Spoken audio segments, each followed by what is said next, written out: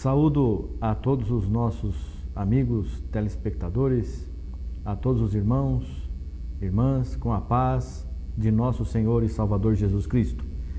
Este é o programa Examinando as Escrituras. Vai ao ar aos sábados, a partir das 2h15 da tarde. Nós convidamos para que você acompanhe a nossa programação e vá anotando os vários estudos que fazemos a respeito da Palavra de Deus, para ver se é exatamente assim que você está fazendo, se você está cumprindo a Palavra de Deus, obedecendo o que está escrito na santa e bendita Palavra de Deus, a Bíblia Sagrada, mais especificamente o Novo Testamento.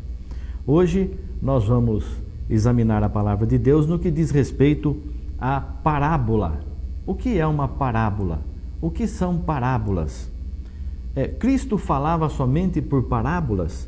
Como nós vamos entender o significado das parábolas? Então, na Palavra de Deus, nós vamos encontrar a resposta para estas perguntas que são muito importantes. Às vezes você vê uma parábola, uma representação, o que o Senhor Jesus Cristo está dizendo e você não entende bem, mas é necessário nós sabermos como compreender a Palavra de Deus. Vamos ler no Evangelho de São Mateus, no capítulo 13, do versículo 10 ao 16. Vai anotando aí na tua casa, pega uma folha de papel, uma caneta, um lápis, vai anotando, depois você continue o estudo para o teu crescimento espiritual, porque precisamos saber a vontade de Deus. Anote aí, Evangelho de São Mateus, capítulo 13, do versículo 10 ao versículo 16, a palavra diz assim: E acercando-se dele os discípulos, disseram-lhe: Por que lhes falas por parábolas? E ele respondendo disse-lhes: Porque a vós é dado conhecer os mistérios do reino dos céus, mas a eles não lhes é dado, porque aquele que tem se dará, e terá em abundância, mas aquele que não tem, até aquilo que tem lhe será tirado. Por isso lhes falo por parábolas, porque eles, vendo, não veem, e ouvindo, não ouvem, nem compreendem. E neles se cumpre a profecia de Isaías que diz: Ouvindo, ouvireis, mas não compreendereis, e vendo, vereis, mas não percebereis. Porque o coração deste povo está endurecido, e ouviram de mau grado com seus ouvidos, e fecharam seus olhos, para que não vejam com os olhos, e ouçam com os ouvidos, e compreendam com o coração, e se convertam, e eu os cure. Mas bem-aventurados os vossos olhos, porque veem, e os vossos ouvidos, porque ouvem. Amém. Glória a Deus. Você viu aqui a resposta por que Cristo falava por parábolas. Para que aquelas pessoas de coração endurecido, aquelas pessoas que recebem de mau grado a palavra de Deus.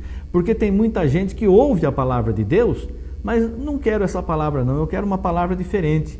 Eu quero uma palavra que me agrade, eu quero uma palavra que me deixe alegre, contente. Não é assim, não.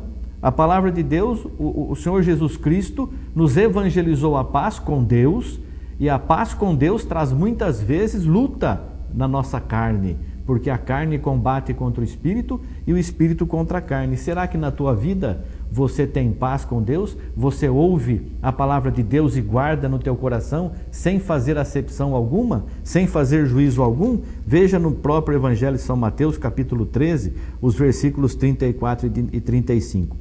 Tudo isto disse Jesus por parábolas à multidão, e nada lhes falava sem parábolas, para que se cumprisse o que fora dito pelo profeta, que disse: Abrirei em parábolas a minha boca, publicarei coisas ocultas desde a fundação do mundo.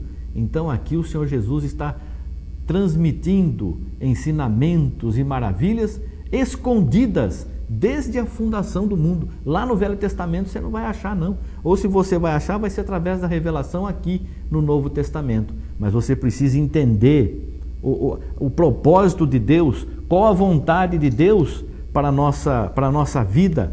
No Evangelho de São Marcos, no capítulo 4, versículos 33 e 34, a palavra nos diz assim: E com muitas parábolas, tais quais lhes dirigia a palavra, segundo o que podiam compreender. E sem parábolas nunca lhes falava, porém tudo declarava em particular aos seus discípulos.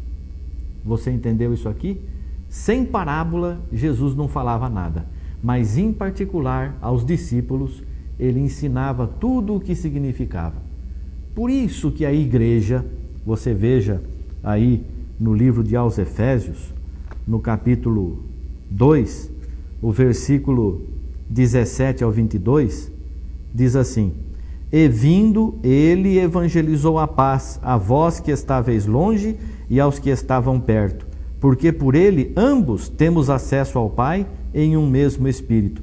Assim que já não sois estrangeiros nem forasteiros, mas concidadãos dos santos e da família de Deus, edificados sobre o fundamento dos apóstolos e dos profetas, de que Jesus Cristo é a principal pedra da esquina, no qual todo edifício bem ajustado cresce para templo santo no Senhor, no qual também vós juntamente sois edificados para a morada de Deus em Espírito.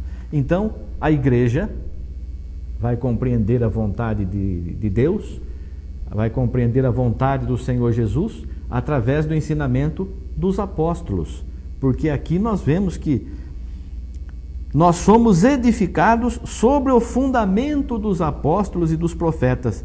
Qual o fundamento dos apóstolos e dos profetas? O que eles colocaram como base da doutrina, do ensinamento da igreja?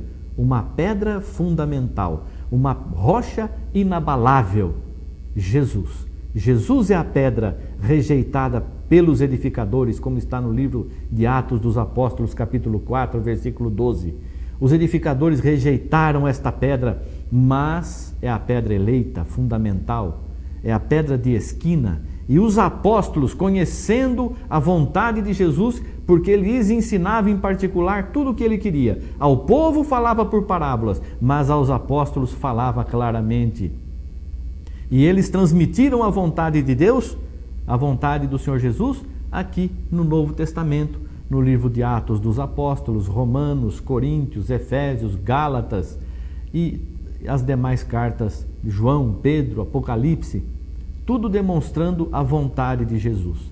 Então você precisa compreender que muitas vezes você lê alguma coisa ali nos evangelhos, relatando a vida de Cristo e o que o Senhor Jesus falou, é parábola, é um ensinamento. O que é uma parábola? Nós vemos aqui no dicionário da Bíblia, no dicionário da Bíblia de Almeida, parábola, geralmente história curta ou comparação baseada em fatos verdadeiros, com o fim de ensinar lições a respeito do reino de Deus, ou de sabedoria ou moral. São comparações que o Senhor Jesus faz do reino celestial, falando de coisas materiais.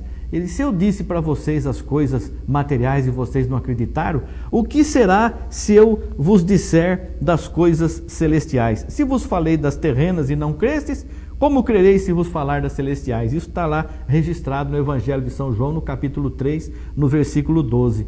Então o Senhor Jesus falava por parábolas para ensinar as coisas celestiais. E os apóstolos entenderam muito bem e colocaram aqui no Novo Testamento.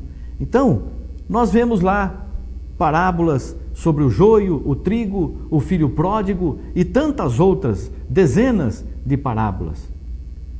O que significam? Para que servem? Para o nosso crescimento espiritual? Para conhecermos Jesus? Para santificarmos a nossa vida?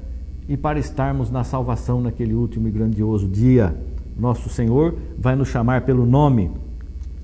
Nós vemos ainda no capítulo 11, versículos 25 ao 30 do Evangelho de São Mateus, que o Senhor Jesus, naquele tempo, respondendo Jesus, disse: Graças te dou, ó Pai, Senhor do céu e da terra, que ocultastes estas coisas aos sábios e entendidos, e as revelaste aos pequeninos. Sim, ó Pai, porque assim te aprouve. Todas as coisas me foram entregues por meu Pai. E ninguém conhece o Filho senão o Pai, e ninguém conhece o Pai senão o Filho, e aquele a quem o Filho o quiser revelar. Vinde a mim, todos os que estáis cansados e oprimidos, e eu vos aliviarei. Tomai sobre vós o meu jugo, e aprendei de mim, que sou manso e humilde de coração, e encontrareis descanso para as vossas almas, porque o meu jugo é suave e o meu fardo é leve.